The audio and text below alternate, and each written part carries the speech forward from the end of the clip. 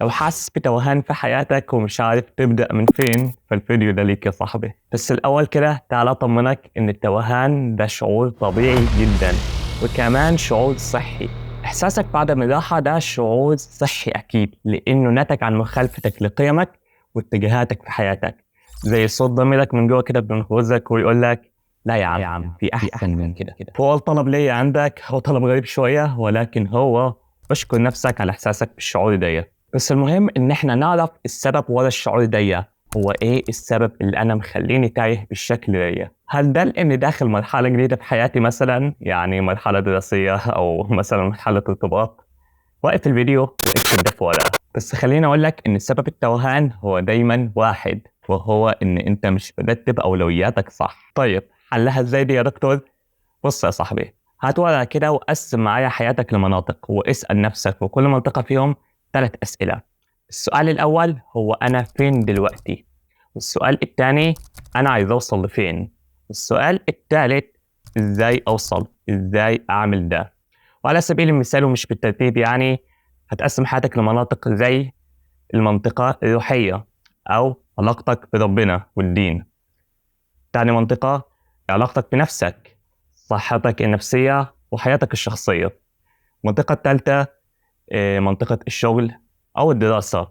المنطقة الرابعة منطقة الاجتماعيات أو علاقتك بأصحابك ودايرة معارفك.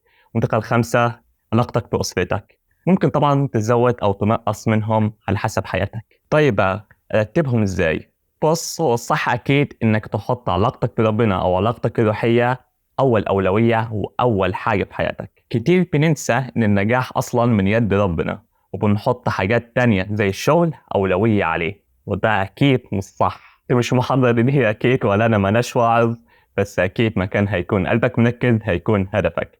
فخلي عشرتك بربنا ومحبتك ليه هي أول هدف وأول أولوية في حياتك. تاني حاجة هي علاقتك بنفسك وصحتك النفسية. وعايز أسألك سؤال هنا، إمتى آخر مرة قعدت بجد مع نفسك؟ فين صورتك الذاتية؟ فين نفسك منك؟ كتير دايما ما بنغلط وبنحط الشغل أو المذاكرة على حساب صحتنا النفسية، وده أكيد مش صح خالص. ثالث أولوية هي أسرتك.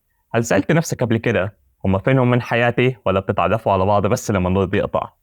للأسف السوشيال ميديا والتوهان ده كله أخذ كتير منا. رابع أولوية هي شغلك أو دراستك على حد سواء، وأنت ممكن تختلف معي في النقطة دي، في إنك تقدم دي على حساب أسرتك. يعني هتقول يعني طب وانا هصرف عليهم ازاي؟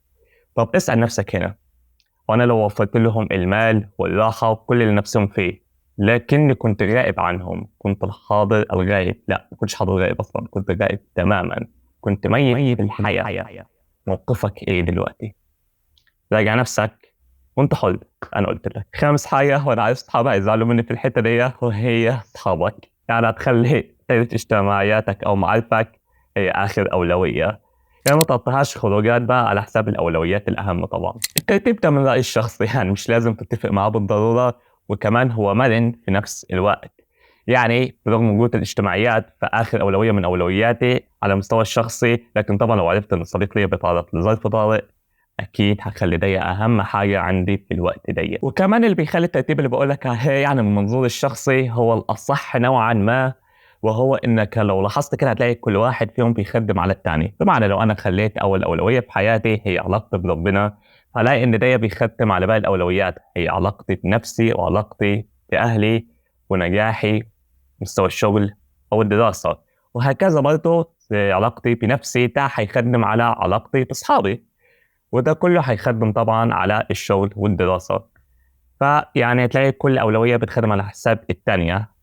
فمن كده انك بتحس بشعور بالراحة، وانك مش مقصر في اي اولوية من الاولويات دي. ها انت تهت مني لحد دلوقتي ولا لسه؟ اهم حاجة تكون ماسك الورقة والقلم وبتكتب ورايا، وتكون كاتب نفس الاسئلة ال3 اللي انا قلت لك عليهم في اول الفيديو، وهي انا فين، عايز اوصل لفين، واعمل كده ازاي. هنخص بقى الفيديو باجابة اخر سؤالين، وهو انا عايز اوصل لفين واعمل كده ازاي. عايز اوصل لفين، حط هدف أو مجموعة من الأهداف داخل كل منطقة، وأهم حاجة الهدف ده يكون سمارت، يعني specific محدد، measurable يمكن قياسه، accessible يمكن الوصول إليه، are relevant، وهي إنه العلاقة بحياتك أصلاً أو المنطقة دي time based، يعني محدد بفترة زمنية. يعني مثلاً لو أنا قلت عايز أذاكر رمض، فده هدف عايم شوية. لكن لو قلت أنا عايز أذاكر شابتر في الرمض اللي خدناه في الكلية من يومين وعايز أخلصه خلال اليومين دول، كده أنا خليت الهدف بتاعي محدد، خليته يمكن قياسه ينفع أوصل له، محدد بفترة زمنية، هدف سمارت. طيب بقى إزاي أوصل؟ حدد نقطة انطلاقك واللي إحنا جاوبنا عليها من سؤال أنا فين، ونقطة وصولك لهدفك، وقلنا هنخلي الهدف بتاعنا سمارت. دلوقتي عايزين نعرف الوسيلة، إزاي أوصل. وأنا بحب أقسمهم لوسيلتين. الوسيلة الأولى هي أدوات شغلك، مكان بيئة العمل والأدوات اللي استخدمها في أداء المهمة دي.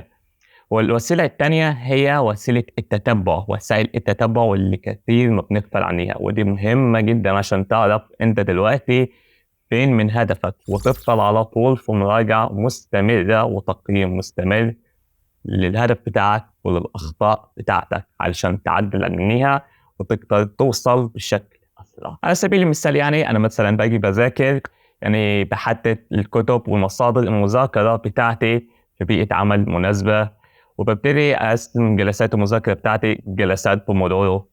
وطبعا بستخدم أدوات للتتبع علشان أعرف أنا وصلت لفين من الشابتر أو الفصل اللي أنا بذاكر فيه في الفترة الحالية.